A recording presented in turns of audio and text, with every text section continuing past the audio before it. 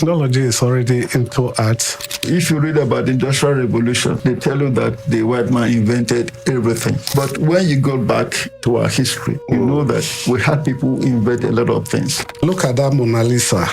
Mona Lisa is looking towards her left on that picture. If another artist paint it and is looking towards the right, you know it's not the original. One thing about artifacts is that artifacts are museum collections. Anthropologists, sociologists, ethnographers, they are using some of these works to rewrite our history, to correct certain impressions that the white man has created for the black man. To the extent that leather dyed in Kano became very popular in Europe. And they started calling it Moroccan leather.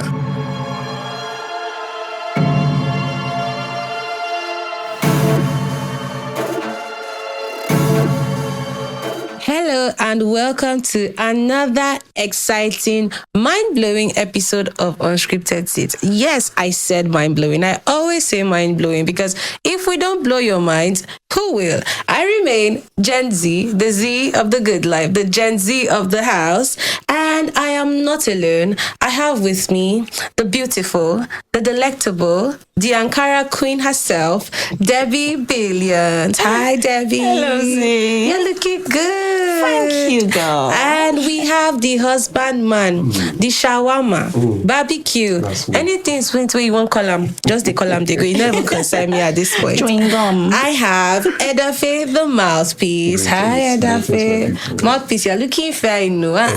Give me small secret. People don't want to give me. It's okay. It's the work of the Lord. Well done. Right on.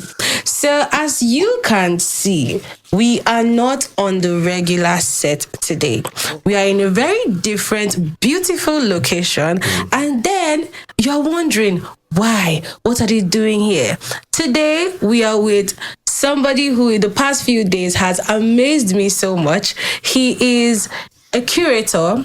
He has gathered art from far, near, up, down, everywhere. Every kind of art you want to think about. Terracotta or knock art or nupe art, even down to original artifacts. He has them in his possession.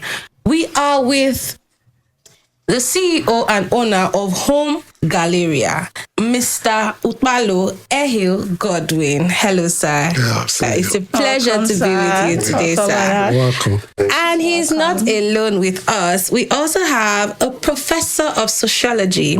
He's the current president of Social Science Academy of Nigeria. We have with us Professor Chike F. Okolocha. Welcome, sir. Welcome, sir. Welcome to Unscripted Seat. Thank you for joining us. Today we are going to be talking about the life and times of a curator and how he has come so far gathering all of these different art pieces and artifacts. So, sir, was there a particular specific artwork that made you start collecting? What was your first ever artwork that you picked up and said, I think I should start collecting?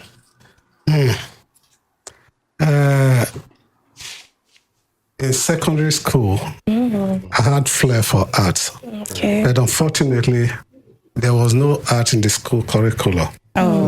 It has always been a passion for me to develop art. When I didn't have that opportunity, I finished secondary school. I got employed with the Federal Department of Antiquities, now known as National Commission for Museums and Monuments, as a museum guide. So from there, the interest picked up again. Right from the day I stepped into the premises of the museum and started seeing varieties of art, and I said, I would do something like this in future. So I started collecting almost immediately. From secondary school. After secondary school. So how old were you when you started collecting?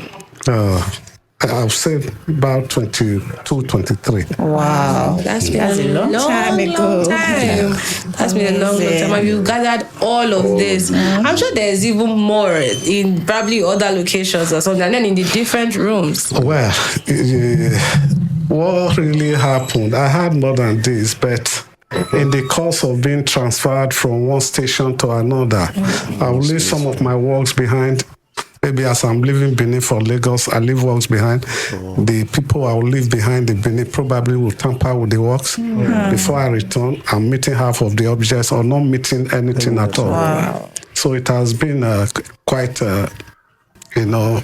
good experience. Wow. Amazing. That's amazing. It's a good one. So, Prof. Sir, permit me to call you Prof. It's an honor to be with you, sir. So, sir, I ask, in your own opinion, what would you say is the skill for a successful art curator?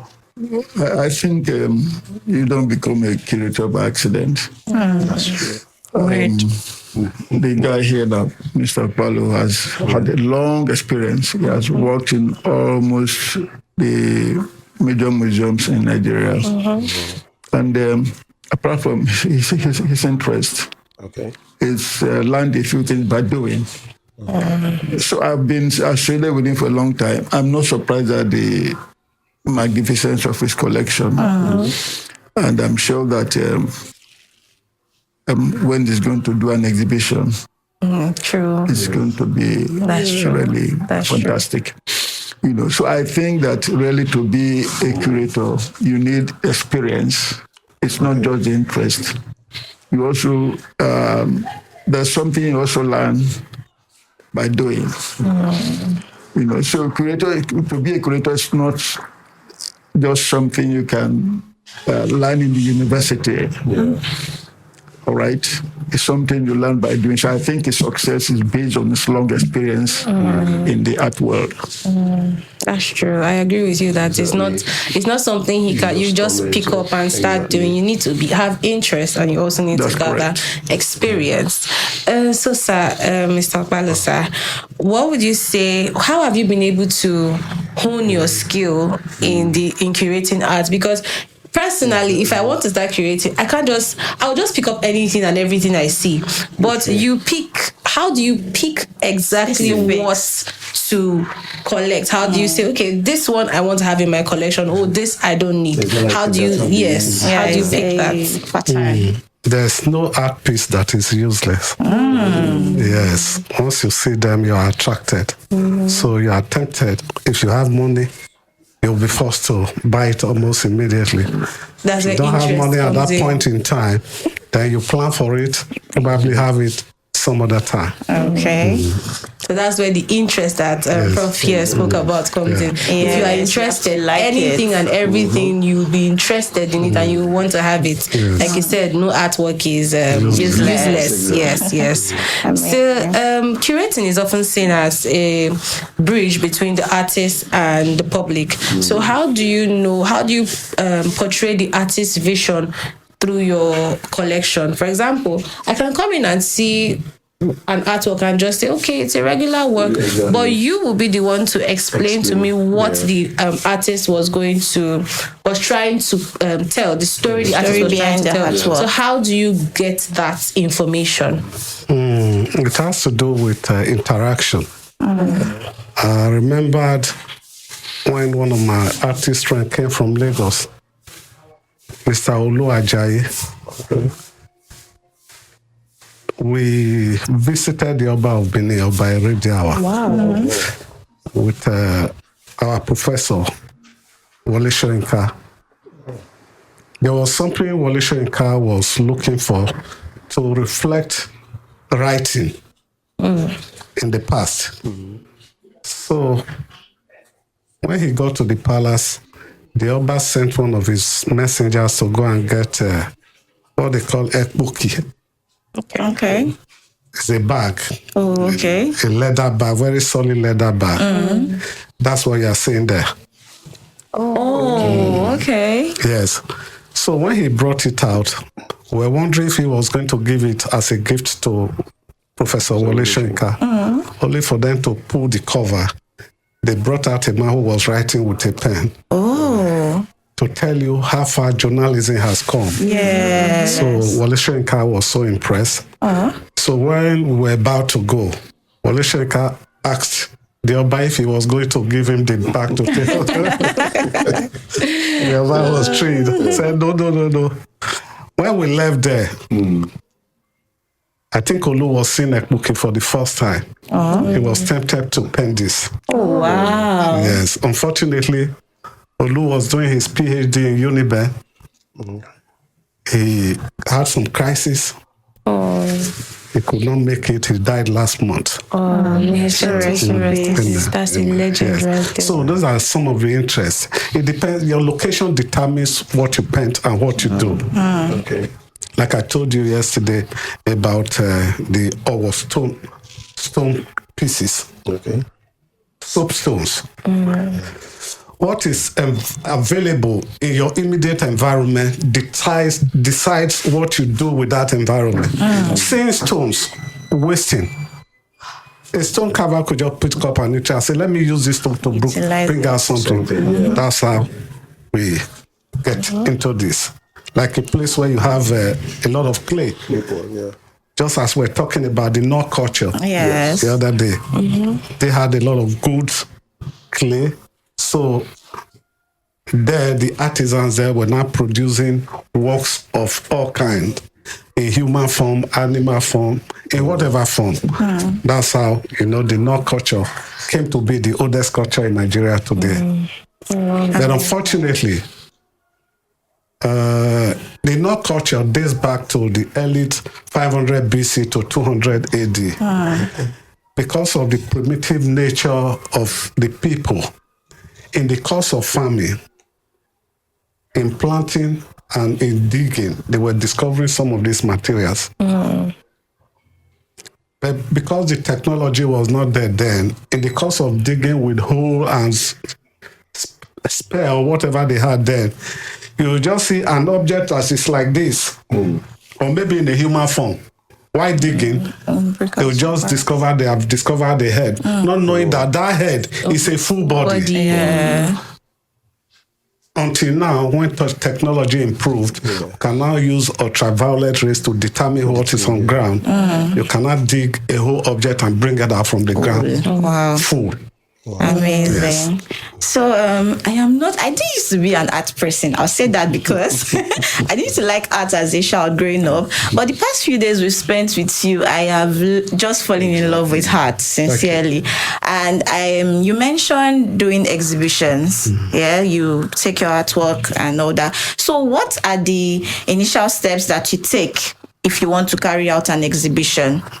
Or what are the steps you take when that idea comes to you that, okay, I want to do an exhibition right now? Yes. You have to pick a theme. Okay. What's going to be the title of the exhibition? Like I was telling you about currency, the evolution of money. So if I'm going to get involved with somebody to do that kind of exhibition, I know who to pick. Because I might not have all the materials alone. Okay. The time I'm able to source for them, we put heads together, we might get the complete materials and enough to exhibit for the public to see. So let's say evolution of money. You saw some materials yesterday, like the coins, the cowries, the manilas, the exotic exotic stones. The stones. The coral beads, the small hole and the big hole. So things like that. That team will not determine what you put together. You cannot be doing the evolution of money now and be bringing something like that to come and show. True. They must conform. Okay. Yes. So, sir, from the educational aspect, I want to ask you, you're a professor. Do you really think someone who is not literate, can the person really do well in art? Yes. So I have a little experience there because I when I was in University of Benin, we ran a physical anthropology lab in my department. And as an undergraduate, I accompanied some established archaeologists to dig in the bush. And when you get there, the people who you meet are not literate. Okay. Amazing. Generally, they're not literate. Wow. So, and they work with you because you tell them what you want. It may not be of value to them. or they may not know the value. It is you, the intellectual, who has imputed value into it. But they will assist you to get it. They will, in any way, not just in terms of physical digging, but it's also in terms of learning how to dig. Because the real digging is really manual. Most of the time you don't implement because you don't want to damage what you're searching for. Yes. So without the local people, the one you are calling literacy, you cannot really succeed in archaeology and anthropology. And, if you are doing ethnographic work, when you are working with people in the society, it has nothing to do with literacy. You must work with them as they are. So occasionally you find people who are, because of the academic interest being shown by people from the university, they take a liking to it. And these people are taken to even work in the museums. All right. So when you find such people who are naturally gifted, who have experience in their local area, and they come to work with you, you find it very interesting. Because you are no longer talking about intellectual knowledge, you are talking about practical knowledge. People have lived their lives with the artifact you're looking for. So there's always a very big synergy that must always be appreciated. The professional artist like Mr. Ukpalo, he knows he cannot work without those people. The integral part of the art world, especially archaeology and anthropology. Okay, that's amazing. So let me take you back once again. Okay. Bronze casting started in Benin Yes. as far back as 15th, 16th century. Yes. And the people who were doing these jobs, they were not They were not literate. trained. They were not educated. They were just working solely for the Oba. After teaching them the art, they develop it along the family line. Oh, wow. So when you get to Igun, you see they have about the World Heritage Site. Those people who are bronze casters, as we had bronze casters, we had wood carvers, we had bead makers, we had carpenters. Okay. As they were working for the Oba, they were working with the Oba with strict instructions not to produce that work for any other person. Wow. These people are not literate, but they were taught the art. They were mass producing work solely for the Oba. They cannot sell because they are under the control and monitoring of the Oba of Benin. So what they produce, they take to the Oba. The Oba picks the best out of the works and maybe send some of the other works to his chiefs and others. That was why when the Benin Punitive Expedition happened in 1897, they had access to the palace to pick a lot of the best works we had in Benin Kingdom. And if you may add to that, if you read about the Industrial Revolution, they tell you that the white man invented everything. Yeah. True. But when you go back to our history, you know that we had people invent a lot of things. He's talking about bronze casting, brass casting, carving. All these things did not come from God. We invented them. Wow. So actually, we're part of the Industrial Revolution. Things like dyeing. Yes. We're getting beautiful clothes. Yes, thank you, sir. This thing was actually indigenized in Kano. Yeah. To the extent that leather dyed in Kano became very popular in Europe. Wow. And they started calling it Moroccan leather. Oh, Matching. whereas it came from here. Yeah, so the truth of the matter is that we're part of the Industrial Revolution. Now, through artists, we're going to rediscover these things and put the black man's place in history of the Industrial Revolution. Because we're part of it, not just as receivers of industrial goods from Europe, but as inventors. People invented things that have been overlooked over the years. Wow. Wow, that's amazing. So let's come down to recent times and this technology generation. How have you been able to keep up with new artists and technology? And what place do you think technology has to play, or what role do you think technology has to play in the coming years in art? Technology is already into art. When you look at works that Van Gogh had done as far back as 1840 something, apart from going through the tertiary institution to get advanced with your studies, they are not digital paintings. Yes. The computer has set in, Yeah. but at the end of the day, you'll still be able to differentiate what is done with hand and what is done with the computer. Oh, wow. True. Amazing. You can tell the difference. And how do you stay current with artists? Because you have a lot of old works, but you also have new ones. How do you get these new ones? Do new artists reach out to you, or do you find them by yourself? Most times I go for exhibitions. Wow. I organize exhibitions, and in that interactive section, we talk and we see each other, we get works from each other. Okay.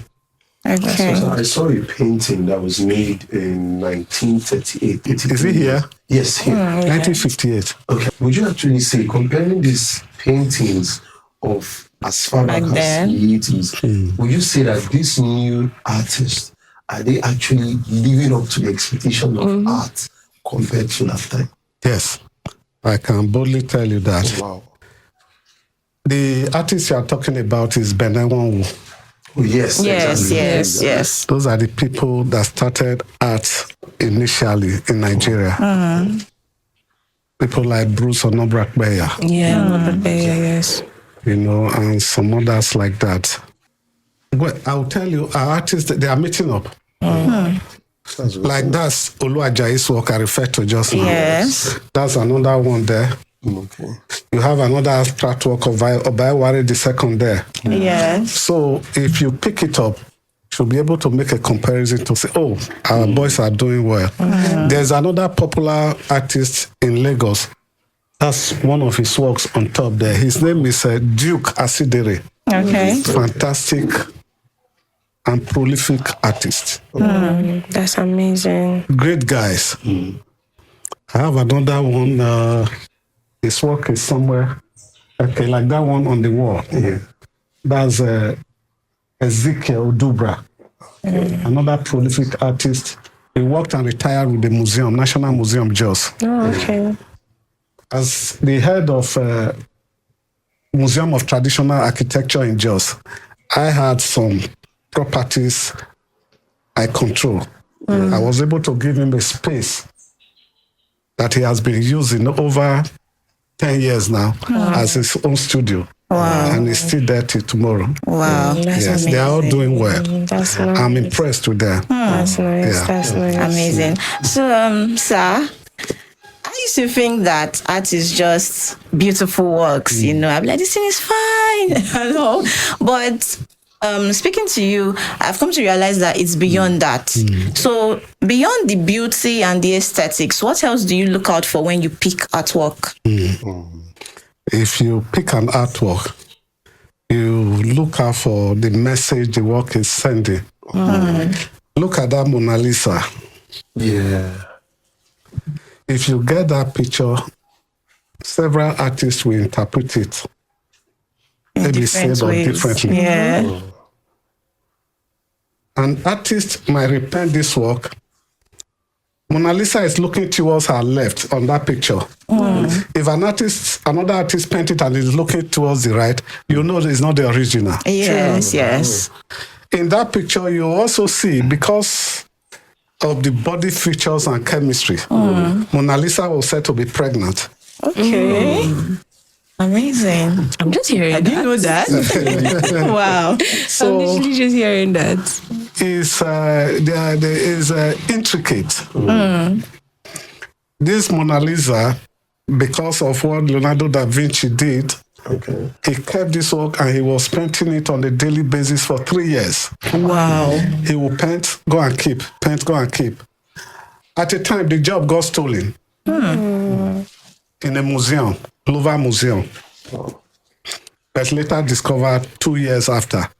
And it was discovered that it was one of the staff of the museum that stole it. Oh, amazing. So that work you are saying by Leonardo da Vinci, Mona Lisa, is in the Guinness Book of Records as the highest selling work of art in the world.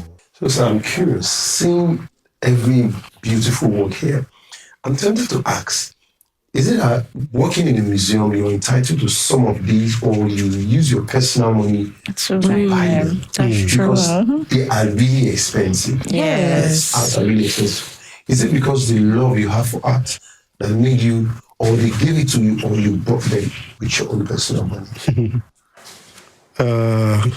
One thing about artifacts is that artifacts are museum collections. Okay. Anthropologists, sociologists, ethnographers, they are using some of these works to rewrite our history, to correct certain impressions that the white man has created for the black man. I collect. Okay. There are situations where vendors bring works to the museum. Okay. The museum is not interested in them. They want to sell or buy. That's if I have money with me at that point in time. If I have money, I source for. And because a lot of people are aware that I'm into this, some people also give me as gifts. Okay. That I also do direct purchase. Oh, okay. I don't take anything out of the museum. If you are seen to be taking anything out of the museum, you're a pillager. Wow. You'll be And you face go in the for Face the it. consequences. So I'm very sure that if someone gives you money and gives you an artbook, you You pick an artwork over money. Of course. Oh, wow. Why? Because the art will continue to appreciate. And then the money will go away. Yeah. Okay, sir. Are there any challenges you face in the course of curating and gathering artwork? And if yes, what are they? No much challenges. The only challenge I face, like I told you earlier, my movement from one state to the other while I was working with the federal government. I might leave this work with somebody here now. I will not be around again for another 2 years. You know, the house will never be the same again. Yes. I've had opportunities like that where I lost what I had in the house in Lagos before I returned from Jos. That one has been, it has been a devastating experience. There are no regrets. I think what I have is still enough for me. Amazing. Okay, Professor Sir, you seem to have acquainted yourself with people that do art. You've associated yourself with them. So would you encourage young people that, see art and are like, in Nigeria, art may not be these days, would you encourage them to do art and put their all into it?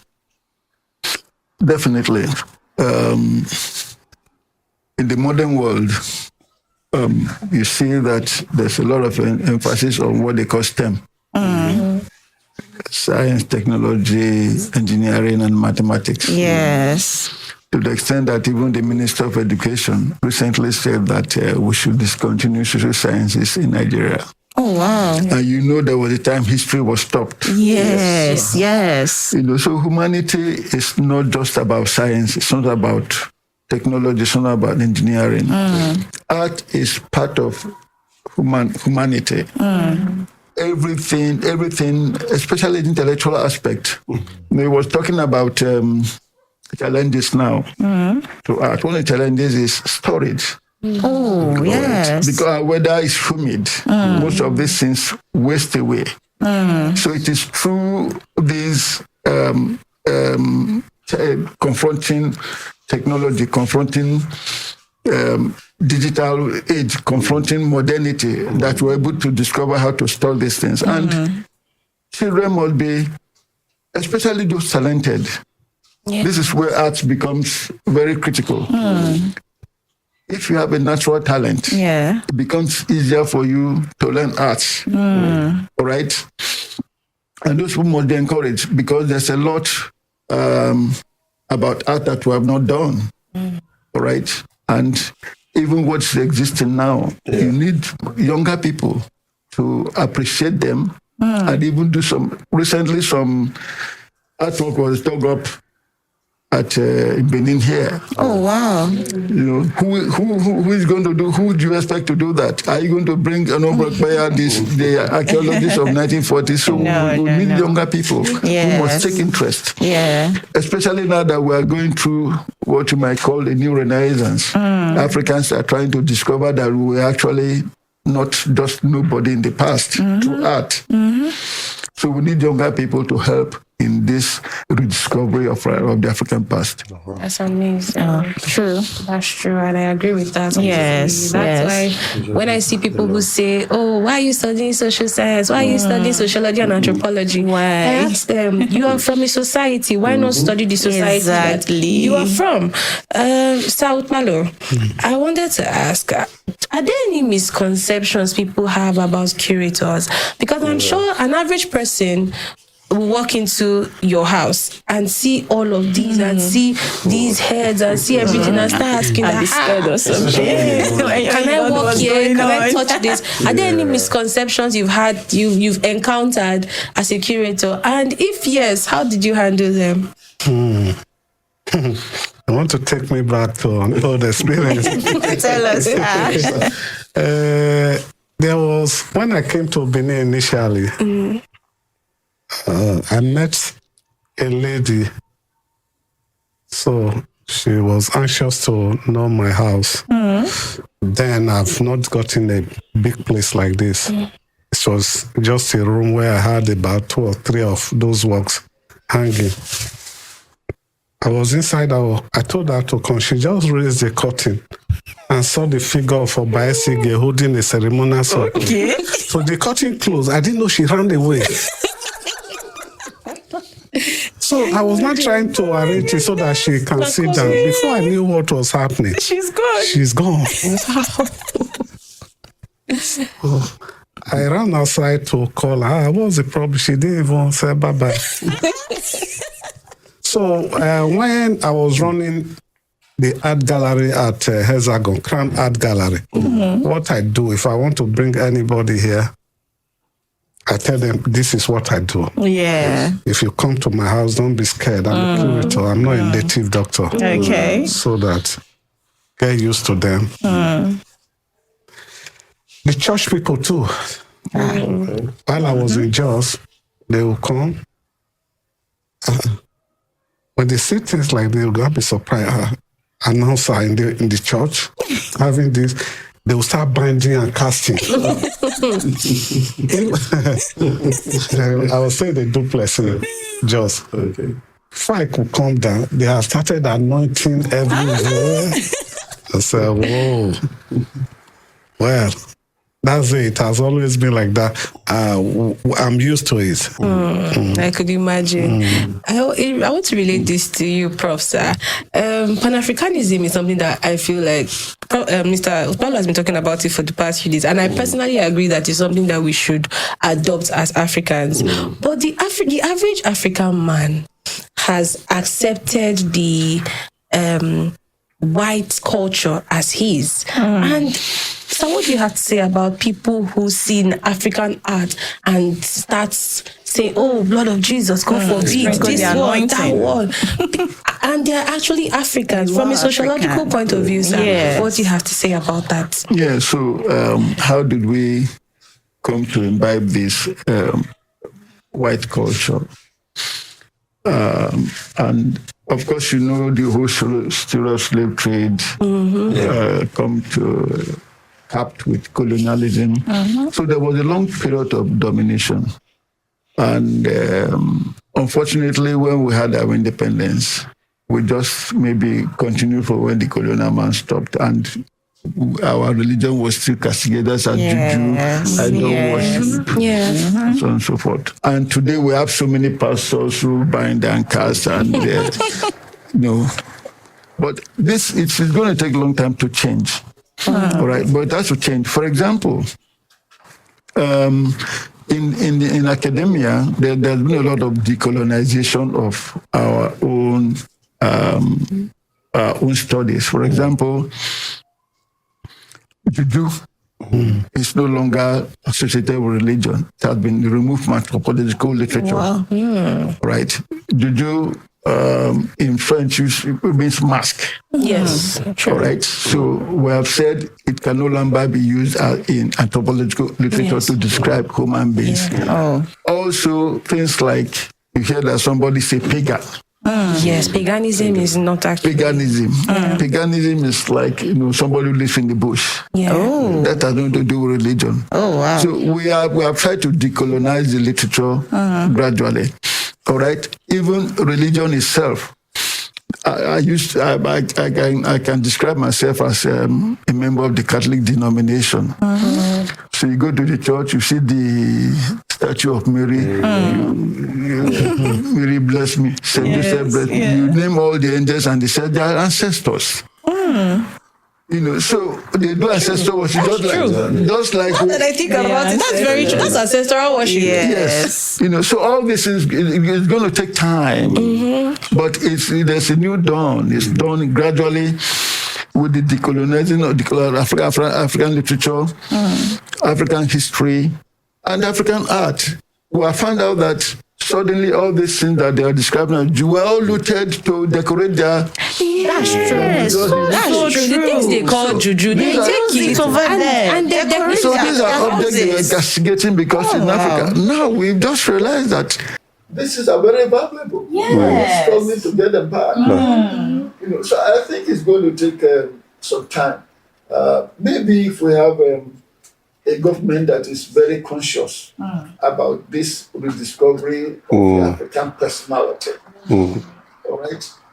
Of course, you all know that before the 1950s, before the 1960s, before independence, Ribanada was Mongo Park. I've told your curator that there's a book I have in my house which will not leave my house. I bought it. It's an exotic book. It's called Black Man of the Nile. If you read it, that will show you how actually the whole world owed its existence, modernity to Africa.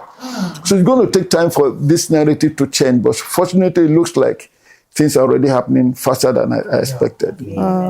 That's amazing, sir. So, sir, to tie things up, to round things up, what advice would you give to somebody who just wants to start curating art?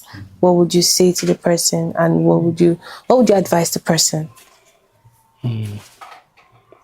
The person should try as much as possible to be consistent. It involves money, a lot of money. So if you are making money, you have to try and set a percentage of the money aside. If you have a dream of buying on a quarterly basis, it's only one work, just buy. It takes time. If you can buy 3 or 4 works a year or 4 paintings in a year, by the time you get into the following year, you are increasing the number to 6. You are building up a gallery. If you want to get into artifacts, put them together, you are building up a museum. What's the essence of these works?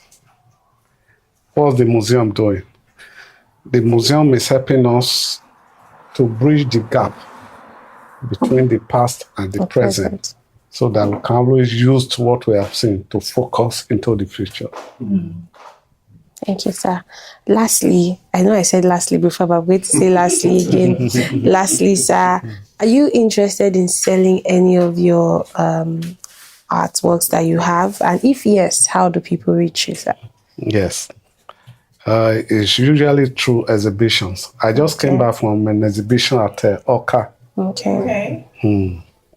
Unfortunately, there was no sale. Those are some of the challenges we face. Imagine what it takes me to take what there and bring back. Some of the paintings, some people come here, you see those prints. I can easily sell them as souvenirs. Okay. These paintings can be sold. Works that are replicas of artifacts can be sold. There's a danger in selling artifacts. Like the prof says, sociologically, works like this, these are old works. If you want to calculate the age of this work, now they might be between 100 and 200 years. Wow. So works that you want to use in rewriting your history, why would you want to put it in the hands of a white man? Yes. I'm not doing my country a favor by selling an artifact to an outsider. Yes. It's not that I cannot sell. If the prof is interested in any of my works and he wants to buy, I said to him. Okay. And if prof wants to leave the country tomorrow for America, he wants to take it along, you must visit the museum to take what they call export permit. Okay. You'll be issued a document that you hold with the object. When you get to the airport, they certify you travel with it. If you don't have that paper, the airport authorities have the right to seize that object from you. Okay. Another thing, there's elephant tusk. You know, elephant has been declared an endangered species over the years, all over the world. Yes. So things like ivory works, carved ivory, you cannot take them from one border to another. That is to save the life of the elephant. But you can have it in your country, except I want to go and do exhibition somewhere across the border. I must get to the museum to get a permission of what I'm going to do. Okay. And the works I'm going to show over there during the exhibition will be documented. If I finish there, I bring the same work back. Okay. So there's no room for, shortcuts. That's amazing. That's amazing. Okay, sir. So we're going to be adding your contact when we are posting this video, because if people are interested, so that they can reach out to you. If Africans are interested in buying or acquiring some artworks, so that they can reach out to you. Thank you very much. Yes, sir. And and also if they want to make reference to some of the artifacts that you have. Yeah. All right, sir. And so I want to thank myself for being here today in Home Galleria, and Debby, the Ankara Queen herself, and Edafe the Mouthpiece. We also want to thank our amazing sponsors, Ica Gas and Wawa Restaurant, and Ladies Glam. yes, thank you for making this show possible. We also want to thank our amazing guests, Mr. Ukpalo and Professor Okolocha. Thank you so much. Thank you so much for gracing our seats. And thank you for allowing us into your beautiful home. We are extremely grateful, sir, and it has been an honor.